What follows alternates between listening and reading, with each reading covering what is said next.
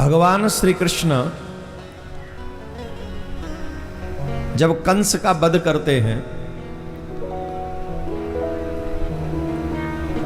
कंस की दो पत्नियां थी, अस्ति और प्राप्ति। दोनों जरासंध की पुत्री थी। जरासंध की पुत्रियों ने जब जरासंध से जाके कहा कि हमारे सुहाग को कृष्ण ने मिटा दिया, उजाड़ दिया, तब जरासंध ने मथुरा के ऊपर 17 बार चढ़ाई की और भगवान श्री कृष्ण ने जरासंध को 17 बार परास्त किया। 18वीं बार सेनापति बनाकर कालियवन को भेजा और कालियवन को जब भेजा तो ब्राह्मणों को बंदी बनाकर कहा कि तुम मेरी विजय के लिए यज्ञ करो,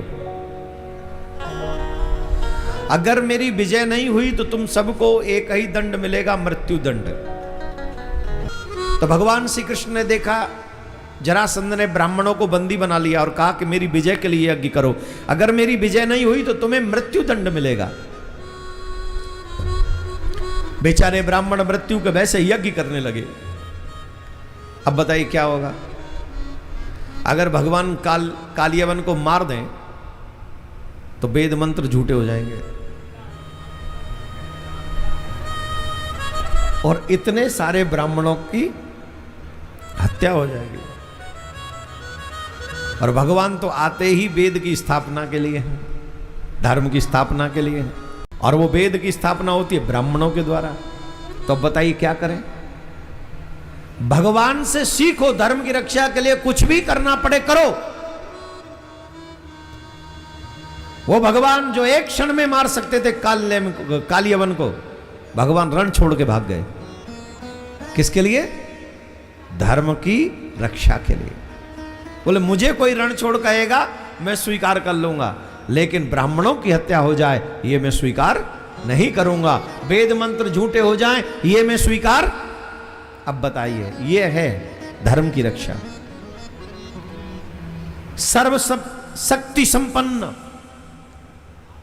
सर्वशक्ति संपन्न परमात्मा सर्वेश्वर कृष्ण एक क्षण में रण छोड़ के भाग गए और द्वारका में जाके बसे। और द्वारका में जाकर वह अपनी लीला करने लगे, अद्भुत लीला करने लगे।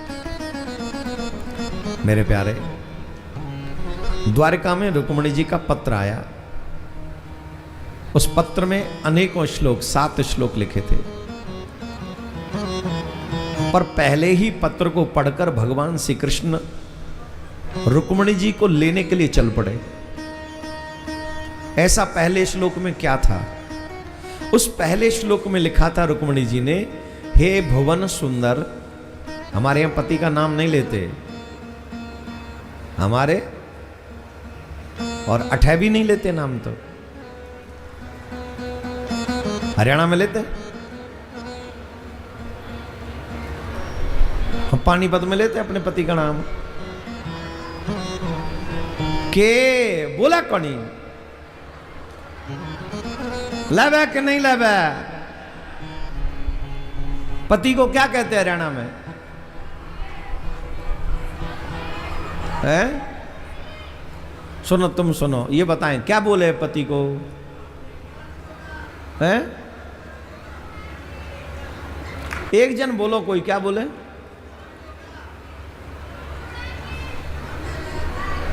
ऐसे नहीं, तुमने बोला। हाँ माता जी तुम बताओगे। अरे वो नहीं, पति को क्या बोलते हैं? जैसे हमारे कहते हस्बैंड, पति, प्राणनाथ। तुम तो ज्यादा ही पॉजिटिव हो, बैठ जाओ। इतने भी पॉजिटिव टैबलेट बर्दाश्त नहीं हो रही आजकल इस देश में। सही सही बताओ, हरियाणा में पति को क्या कहते हैं? जैसे हैं? रुक जा,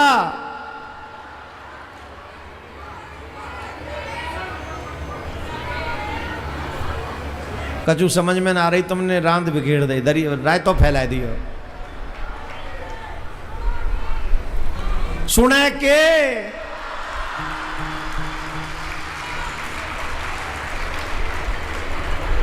ए बबलू के पापा सुने के, ऐसे ना, हाय क्या बात, हाँ सुन रहा हूं, बहरो ना हूं, आनंद आता है। वाह, जय हो। हमारे यहां पति का नाम नहीं लेते, उन्होंने नहीं लिया। हे भुवन सुंदर, मैंने कभी आपको देखा नहीं है। देखो कितना प्यारी बात रुक्मणी जी कह रहे हैं, मैंने आपको कभी देखा नहीं है, मैंने तो बस आपकी कथा संतों के मुख से सुनी है। क्या कहा? मैंने तो आपकी कथा बस संतों के मुख से इतना सुना, और ठाकुर जी ने कहा रथ तैयार करो, जाना है। पंडित जी जो पत्र लाए थे उन्होंने कहा पहले पूरा सुन तो लो। बोले अब आवश्यकता नहीं, बाकी का हम रथ में पढ़ लेंगे। क्यों? बोले जिस गुण की मुझे आवश्यकता है वो गुण उसमें है। वो कौन सा गुण? बोले मैंने आपकी कथा सुनी है। तो जिसने कथा सुनी है, प्रथम भगति संतन कर संगा, दूसरी रति मम कथा प्रसंगा। पहली भक्ति है संतों का संग करो, दूसरी भक्ति है हमारी कथाओं का श्रवण करो। दो भक्ति तो रुक्मणी में है, तो अब तो मुझे जाना ही पड़ेगा। अगर हम चाहते हैं कि भगवान हमारे ऊपर कृपा करे, तो हमें भी भगवान की भक्ति का पालन करना चाहिए। और देखो हम लोगों को भी दोनों भक्ति प्राप्त है। जितने भी लोग यहाँ बैठे उपस्थित हैं, पूज्य माताजी संत स्वरूप में विराजमान है। सिर्फ 2 दिन नहीं पधारी, बाकी हर दिन माताजी पधार कर हम सबको अपनी कृपा का दर्शन करा रही हैं, और अपना दर्शन देकर हमारे सौभाग्यों को मैं माताजी के आगे नहीं बोलना चाहिए, अद्भुत समर्पित संत हैं भगवान के लिए। आज के परिवेश में ऐसा संत स्वरूप दर्शन होना बहुत मुश्किल काम। तो एक हमारा सौभाग्य, संतों का दर्शन भी हो रहा है, और दूसरा भगवान की कथा का रसपान भी हो रहा है।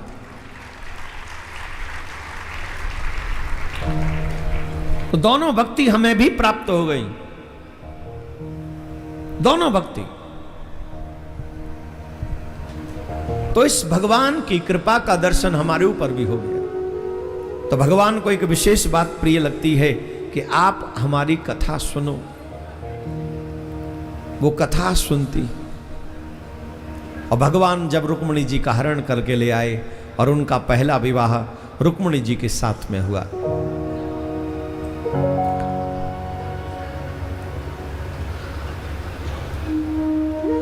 भगवान के 16,108 विवाह हुए। कितने? 16,108 विवाह हुए, और सभी रानी के 10-10 पुत्र हैं। कितने पुत्र हैं? जोर से बोली। इंग्लिश मीडियम में कौन कौन पढ़े? जो जो इंग्लिश मीडियम में पढ़े हाथ उठाओ। 10th और 12th वाले पढ़, हाथ उठाओ। जो 10th और 12th क्लियर कर चुके हो या हों इंग्लिश मीडियम से। कोई पुरुष है? हाँ, my dear you stand up. Pink, हाँ आप थोड़े से आगे आ जाओ। मई से आवाज अच्छी है आपकी, बोल दोगे? 10th में और 12th में? 10th या 12th? 12th पार इंग्लिश मीडियम से। तो साइंस में कैसे हो? गणित में है? फिर क्या करूं पूछ के? दोनों में तो तुमने गर्दन हिला दी।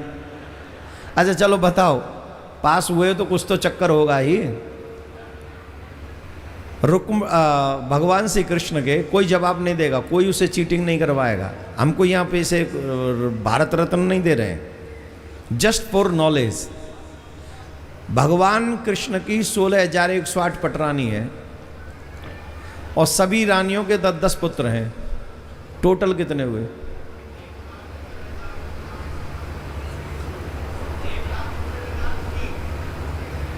एक बार और सोच के बोल।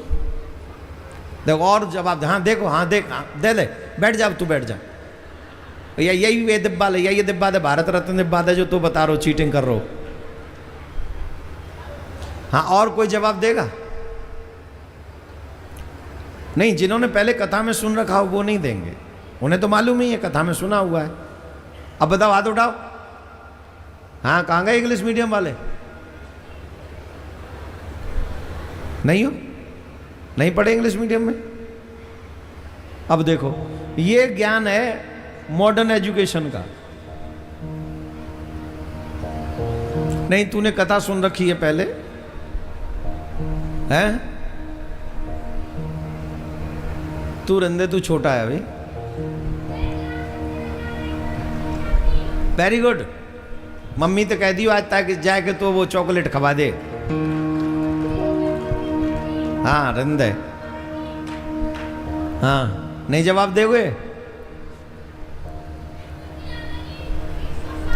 एक बार तू आगे आ जा, तू ही बड़ा फुदक रहा, आ गया, चल यहीं खड़ा हो, सुन जा, प्रश्न बदल गो।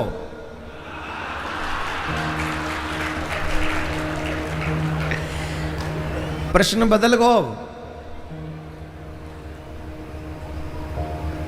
भगवान श्री कृष्ण के प्रत्येक रानी के, जो कि 16,108 हैं, 10-10 पुत्र हैं और एक एक पुत्री हैं। अब टोटल बता कितनी भाई? जा बैठ जा।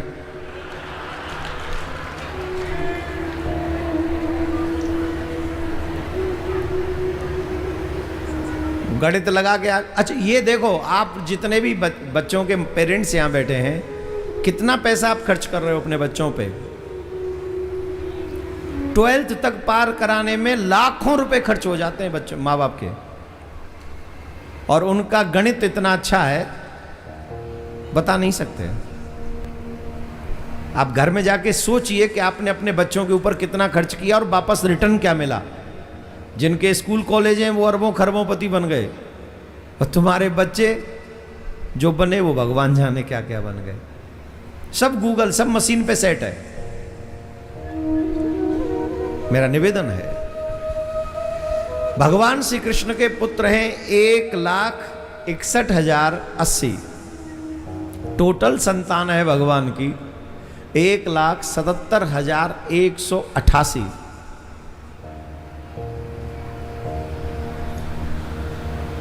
कितनी? 1,77,000, 1,77,188। ये भगवान की कुल संतान है। तो यहां पर भी हिंदुओं को सोचना चाहिए, हम दो हमारे दो नहीं। जब हमारे कृष्ण के 1,77,188 हैं, तो हमारे कम से कम 1,00,000 हटा दो, 77,000 हटा दो, 100 हटा दो।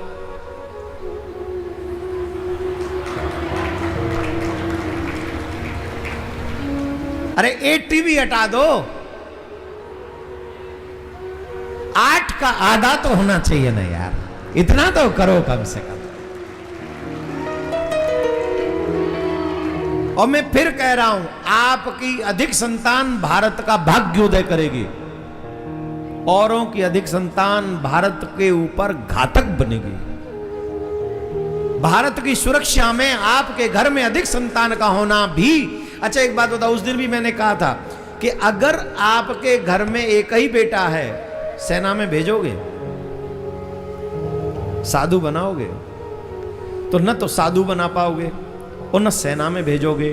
तो हम सब के तो एक ही एक है, तो न तो सैनिक हिंदू होगा और न कोई साधु ही हिंदू होगा। तो धर्म भी नष्ट हो जाएगा और देश भी असुरक्षित हो जाएगा। और उसके जिम्मेदार होंगे वो हिंदू जो कहते हैं हम दो हमारा एक।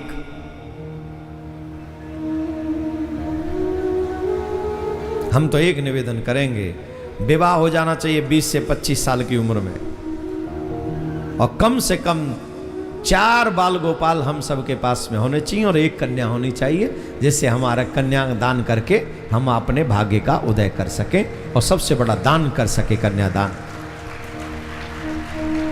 अब आप कहेंगे महाराज ये तो अब हमारी तो उम्र गुजर गई, अब क्या करें? अब क्या करें? अभी भी उम्र नहीं गुजरी, जब तक तुम न गुजर जाओ तब तक नहीं मानो अपने आप को गुजरा हुआ। जब तक तुम गुजर न जाओ तब तक गुजरे हुए नहीं हो। फिर क्या करें महाराज? अनाथालय चले जाओ। नहीं, तुम कुछ और सोच रहे हो, कंट्रोल ओवर योरसेल्फ। अनाथालय चले जाओ और वहां से 2-2, 3-3 बच्चों को अपना सरनेम दे के उनका पालन करो, वो आपके बच्चे हो जाएंगे। जहां आपको लगता है कि वहां अनाथालय में हमारे बच्चे हैं, उन बच्चों को अपना सरनेम दे दो और उनको कहो कि तुम्हारे माँ बाप हम हैं। उनका लालन पालन करो, अपने माँ बाप की तरह ही उनका लालन पालन करो। सच मानिए, यह भी आपका देश की प्रगति में बहुत बड़ा सहयोग होगा। पर हां, जितनी भी भगवान की संतान है, भगवान का एक स्वभाव है, पूछो पूछो क्या? पूछो। भगवान सिर्फ संतान उत्पन्न ही नहीं करते, उन्हें संस्कारी भी बनाते हैं। हर दिन सुबह उठते हैं, स्नान करते हैं। हर माँ बाप को सुननी चाहिए बात, हर माँ बाप सुने इस बात को। जिनके घर में संतान है, प्लीज सब सुनो। आज अगर हमारे घर टूट रहे हैं तो उसके जिम्मेदार बच्चे कम, माँ बाप ज्यादा हैं। सिर्फ इच्छाओं के लिए जीवन नहीं मिला है। इच्छाएं पूर्ति करते रहो, इसके लिए जीवन नहीं मिला है। इच्छाएं कभी पूरी होने वाली नहीं है। इच्छाएं तब भी बनेंगी जब हम मरने वाले होंगे, और 2-4 इच्छाएं तो शेष रह जाएंगी जब तक हम मरेंगे। इसके लिए हम क्या करें? भगवान की ये दिनचर्या हमको सुननी चाहिए। जो लोग पीछे खड़े हैं, प्लीज वहीं बैठ जाओ, प्लीज बैठ जाओ, वहीं बैठ जाओ, जहां हो वहीं बैठ जाओ प्लीज। आपके पीछे लोग आएंगे, वो भी पीछे बैठ जाएंगे। फिर आप खड़े रहोगे तो वो भी पीछे नहीं बैठ पाएंगे। अभी तो 6 भी नहीं बजे, लोग तो 7 बजे तक आएंगे भैया। प्लीज आज बैठ जाओ। आज 7 दिन कथा का लाभ आपको मिलेगा। जितने भी कार्यकर्ता पीछे हैं सबको बैठा दीजिए। वैसे यहां बहुत आराम से आपने कथा सुनी है, बहुत मन लगाकर सुनिए। 2-4 को छोड़ दें, वो तो 2-4 तो आप समझते हैं, जब बाहर भूंजोगे तो 2-4 चना तो इधर उधर उछड़ते ही हैं, तो वो तो होता ही है। लेकिन बहुत प्यार से आपने कथा सुनिए। मैं हृदय से बहुत प्रभावित हुआ आप सबसे, बहुत ज्यादा। ये माता जी का कृपा है, आपको माता जी ने इतना अच्छा बना दिया है कि सब उसी लाइन पे चलने वाले लोग हैं। बहुत अच्छा। मैं कहां था?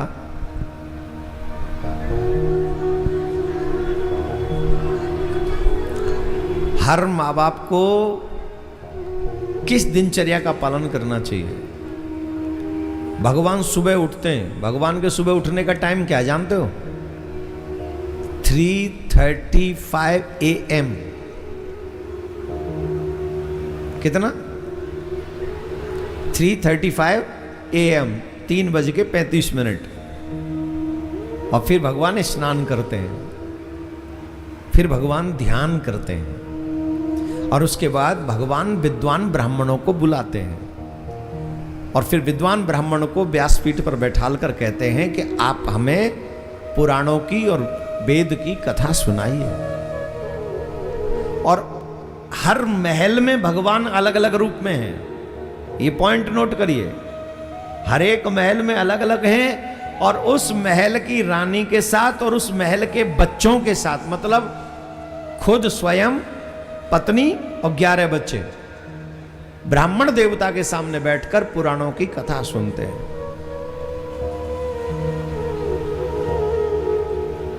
और जब कथा विश्राम हो जाती है, उसके बाद भगवान जाते हैं सभा में, उसके बाद जाते हैं और फिर दिनचर्या अपनी प्रारंभ करते हैं। शाम को आके फिर अपने बच्चों के साथ भोजन प्रसाद लेते हैं, थोड़ा बहुत पारिवारिक बातें करते हैं, फिर भगवान ध्यान करते हैं, फिर सो जाते हैं, शयन करते हैं। ईमानदारी से बताओ, कितने लोग ऐसे हैं जिन्होंने अपने जीवन में अपने बच्चों के साथ सत्संग को स्वीकार किया हो कि हर दिन हम ये सत्संग करते हैं, आधा घंटा पौना घंटा। परिवार की समरसता कहां से बनेगी? हमारा परिवार हमारे लिए कहां से आएगा? उस परिवार को तो पता ही नहीं कि परिवार की जिम्मेदारियां क्या होती हैं। वो जिम्मेदारियां पुराणों में बताई जाती हैं, रामायण में बताई जाती हैं। बेटी को क्या करना चाहिए, बेटे को क्या करना चाहिए, पिता को क्या करना चाहिए, माँ को क्या करना चाहिए, सास को क्या करना चाहिए, ससुर को क्या करना चाहिए। मैं आज जब सबसे मिल रहा था तो मैंने कहा था बेटियों को 3 चरित्र जरूर पढ़ने चाहिए जीवन में बार बार। एक सती अनुसुईया जी का, एक सावित्री जी का और एक सीता मैया का। और बेटाओं को 2 चरित्र बार बार पढ़ने चाहिए, भगवान श्री राम का और श्रवण कुमार का। एक बार नहीं, बार बार। एक बार नहीं पढ़ो, बार बार इन चरित्रों को, बेटों को ये पढ़ने चाहिए और बेटियों को ये पढ़ना चाहिए। आपके पुराण आपको गलत रास्ते पे जाने से रोक लेते हैं। उसमें लिखा है आप ये कर रहे हो आपको ये मिलेगा, आप ये करोगे तो आपको ये भोगना पड़ेगा। और एक बार नोट कर लीजिए, आपके द्वारा किए हुए कर्म कभी नष्ट होने वाले, अवश्यमेव भोक्तव्यम कृतम कर्म शुभाशुभम न क्षीयते कर्मः जन्म कोटि सतैरपि। आपके द्वारा किए हुए कर्म कभी नष्ट होने वाले नहीं हैं। आज आप जो कर रहे हो वो कल आपको भोगना पड़ेगा। आप किसी के साथ अच्छा कर रहे हो, आपके साथ अच्छा होगा। आप किसी के साथ बुरा कर रहे हो, कल ये रिटर्न आपके पास वापस आएगा। शायद तब तक आप भूल जाओ कि आपने क्या किया, लेकिन भोगना आप ही को पड़ेगा। You will have to pay with compound interest, no one can save you with interest.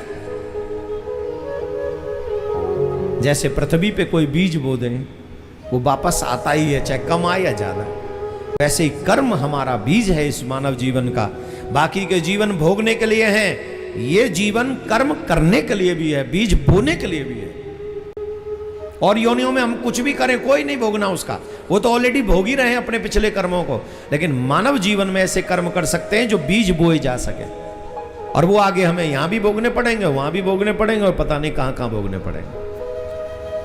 हम आपसे आग्रह करते हैं बच्चों के लिए पैसा जितना चाहे कमा लो।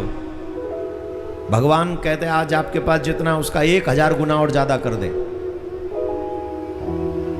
लेकिन अगर आप अपने बच्चों को मानव नहीं बना पाए तो आपने अपने बच्चों को बर्बाद होने में तो सहयोग किया है, आबाद होने में सहयोग नहीं किया है। संपत्ति नहीं, संस्कार जरूरी है तेरी औलाद के लिए।